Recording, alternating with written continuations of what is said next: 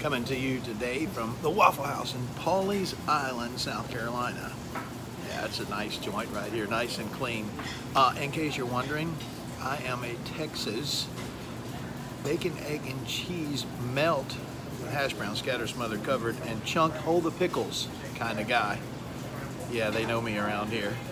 I tell you who else they know in the world of golf on this Monday morning. JT Poston. How about that performance at the Wyndham up at Sedgefield in Greensboro? First time since 1974 that a player has gone all 4 days and winning a PGA Tour event without a bogey. Pretty impressive stuff. And speaking of impressive, big weekend for the Rymer family down in Tallahassee. My oldest son, Charlie, yeah, he graduated from Florida State.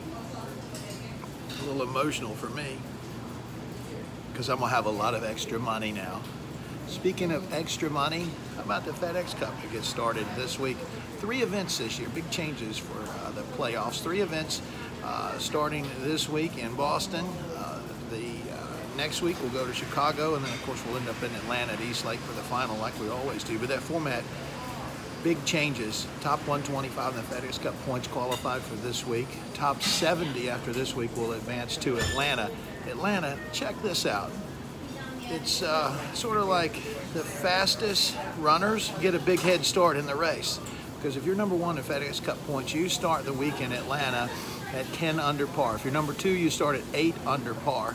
That tapers down all the way to 26th to 30th positions. Those players, they start at even par. And we don't have 2 simultaneous tournaments going on at once. So the player with the lowest score, including their head start on Sunday, wins a cool $15 million. I'm not real sure Tiger's going to be there on Sunday this year like he was last year, but I am real sure Brooks Koepka is. He's going to be hard to beat in the playoffs this year.